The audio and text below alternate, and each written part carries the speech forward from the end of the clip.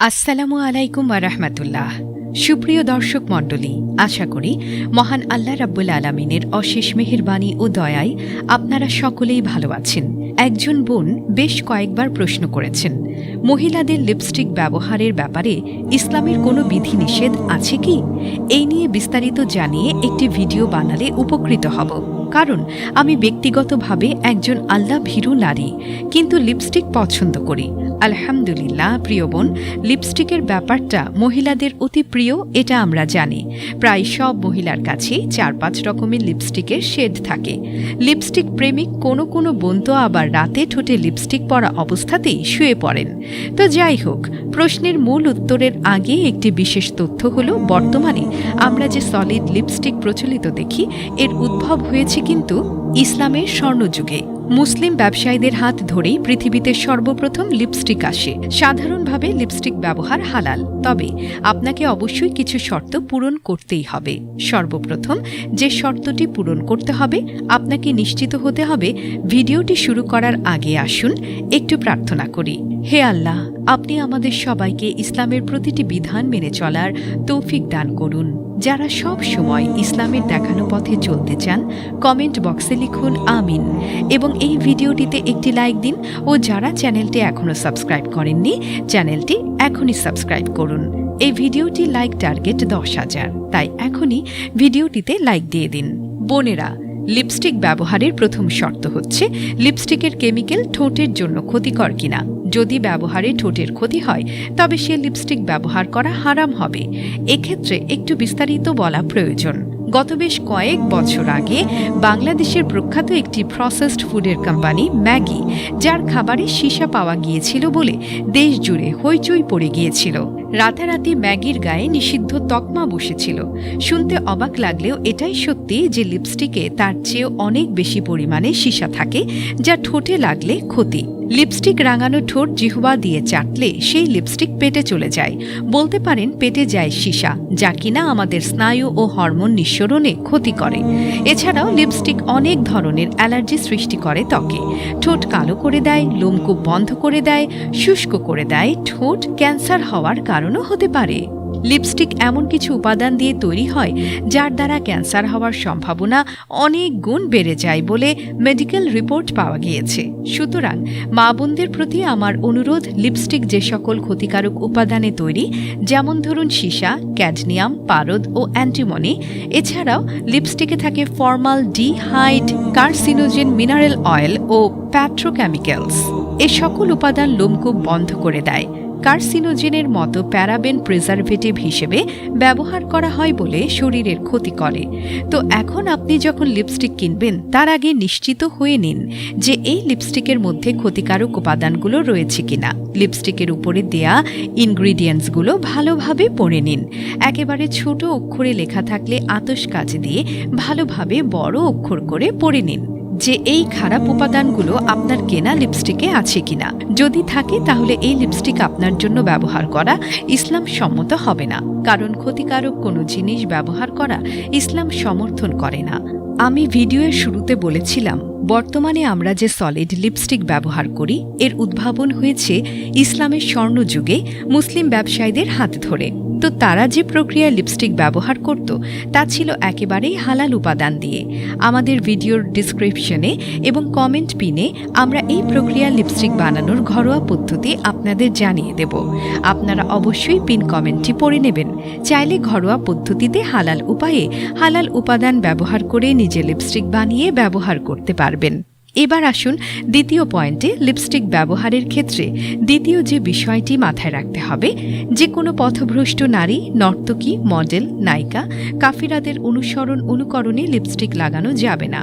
অর্থাৎ আপনি যখন লিপস্টিক ব্যবহার করবেন, তখন অবশ্যই আপনাকে কোনো মুসলিম নারীর অনুসরণ করতে হবে, অথবা নিজের স্বকীয়তা বজায় রাখবেন। অর্থাৎ আপনার মতো করে আপনি পরবেন, কোনো কাফির নারীকে, নর্তকী বা মডেলকে অনুসরণ করবেন না। এটিও ইসলাম সমর্থন করে না। তৃতীয় নাম্বার হচ্ছে, আপনি লিপস্টিক পরে নন মহরমদের সামনে যাবেন না। লিপস্টিক লাগিয়ে নন মহরমদের সামনে সুন্দর হয়ে যাওয়া, স্টাইলিশ হিজাবি সেলফি তুলে গায়ের মহরমদের দেখানো সম্পূর্ণরূপে হারাম। এবং এটা হিজাবের খেলাপ। ইসলাম বরং লিপস্টিকের সর্বোচ্চ ব্যবহার আপনার স্বামীর সামনে ব্যবহার করার জন্যই উৎসাহিত করে এবং এটিই করা উচিত। এছাড়াও আপনি স্বামীর উদ্দেশ্যে লিপস্টিক লাগাবেন ঠিকই, চাইলে সে লিপস্টিক পরা অবস্থায় আপনি আপনার পিতা, আপন ভাই, চাচা এদের সামনে সচরাচর হাঁটাচলা করবেন, যাদের ব্যাপারে ইসলাম সামনে যাওয়া সমর্থন করে। এবার আসুন চতুর্থ পয়েন্টে। আপনি লিপস্টিকের পেছনে ব্যাপক অর্থ বা এক্সপেন্সিভ লিপস্টিক ব্যবহার করবেন না, কেননা অপচয়কারী শয়তানের ভাই। এই শর্তগুলোতে ধরা না খেয়ে স্বামীর সামনে নিজেকে সুন্দর করে উপস্থাপনে লিপস্টিকের ব্যবহার শুধু হালালি নয়, বরং এটা মুস্তাহাব হবে এবং সোয়াব পাওয়া যাবে ইনশাআল্লাহ। অপরদিকে এটা লাগিয়ে গায়ের মহরমদের থেকে সুইট, বিউটি, প্রিটি ইত্যাদি বিশেষণ আশা করলে পাপের পাল্লা শুধু ভারী হতে থাকবে। কিন্তু বর্তমানে এটা আমাদের বোনেরা পুরো উল্টোটাই করে থাকে। গায়ের মহরমদের সামনে লাল লিপস্টিক দিয়ে আবেদনময়ী হিসেবে যায়, আর ঘরের স্বামীর সামনে থাকে রুক্ষ স্বভাবের। সুতরাং এই কাজটি কোনোভাবেই করবেন না। সবশেষে অজুর সময় লিপস্টিক তুলে ফেলতে হবে, এটা কিন্তু নিশ্চিত। সবশেষে অজুর সময় লিপস্টিক তুলে ফেলতে হবে। সুতরাং আপনি যখন লিপস্টিক লাগাবেন তার আগেই অজু করে নেবেন এবং আপনি যতক্ষণ পর্যন্ত অজুর পবিত্রতা ধরে রাখতে পারবেন ততক্ষণ পর্যন্ত আপনার মুখে লিপস্টিক রাখতে পারবেন। আর মনে রাখবেন, লিপস্টিক ঠোঁটে লাগানো অবস্থায় অজু করলে অজু হবে না, কারণ অজুর পূর্ণ শর্ত হচ্ছে পুরো মুখমণ্ডলের প্রতিটি লোমকূপে পানি পৌঁছানো।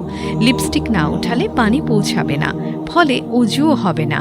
আল্লাহ রাব্বুল আলামিন আমাদের প্রত্যেকটি বোনদেরকে ইসলামের পরিপূর্ণ বিধান মেনে সাজসজ্জা পালন করার তৌফিক দান করুক, যেন আমাদের বোনেরা প্রবৃত্তির তাড়নায় হারাম কাজ না করে, নিজেকে কন্ট্রোল করতে পারে এবং উপযুক্ত জায়গায় উপযুক্ত সাজসজ্জা ব্যবহার করে সোয়াব হাসিল করতে পারে।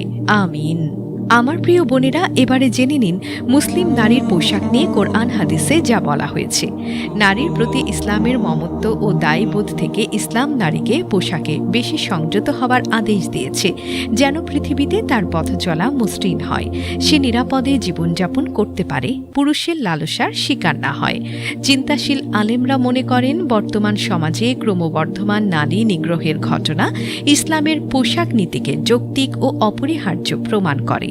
কোরআন ও হাদিসের আলোকে ইসলাম বেত্তাগণ মুমিন নারীর পোশাকের যে বৈশিষ্ট্য বর্ণনা করেছেন তার কয়েকটি এখানে তুলে ধরা হলো। ১. শরীর ও সৌন্দর্যকে আড়াল করবে। মুমিন নারীর পোশাকের প্রধান বৈশিষ্ট্য হল তা তার শরীর ও সৌন্দর্যকে আড়াল করবে, যেন তা পুরুষের কামুক দৃষ্টির শিকার না হয়। পবিত্র কোরআনে ইরশাদ হয়েছে, তারা তাদের সৌন্দর্য প্রকাশ করবে না, তবে যা স্বাভাবিকভাবে প্রকাশ পায়। সূরা নূর আয়াত ৩১। ২. খুব বেশি পাতলা বা মোটা হবে না। মুমিন নারী এমন পাতলা পোশাক পরিধান করবে না যা পরিধানের পরও শরীর দেখা যায়, আব্রু প্রকাশ পায়। আবার এমন মোটা পোশাক পরিধান করবে না যাতে গরমে তার কষ্ট হয়, বরং অসহ্য মধ্যম পোশাক পরিধান করবে।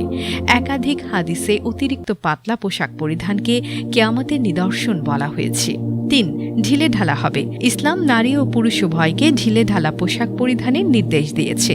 শরীরের অবয়ব প্রকাশ পায় এমন আটসাট পোশাক মুমিন পুরুষও পরিধান করবে না।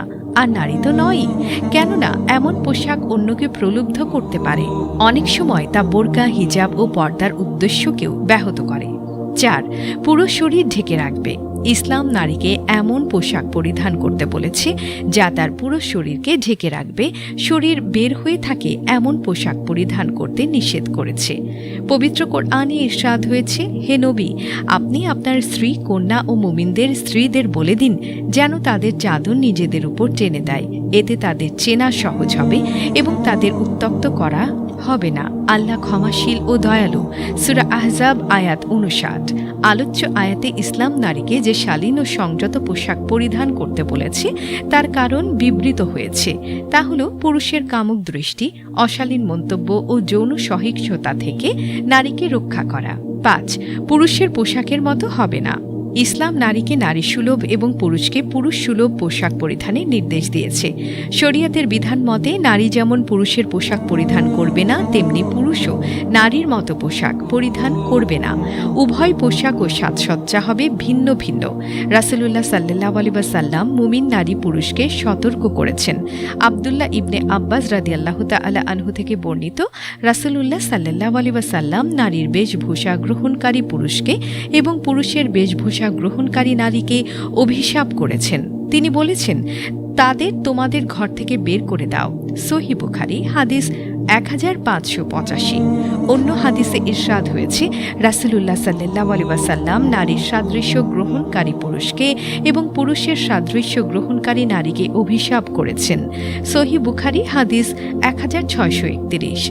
তো বন্ধুরা, এই ছিল আজকের ভিডিওটি ভালো লাগলে ভিডিওটিতে অবশ্যই একটি লাইক দিয়ে দিন এবং আমাদের চ্যানেলটি সাবস্ক্রাইব করে পাশে থাকা বেল আইকনটি প্রেস করে দিন। দেখা হবে পরবর্তী ভিডিওতে। ততক্ষণ পর্যন্ত ভালো থাকবেন, সুস্থ থাকবেন। আল্লাহ হাফেজ।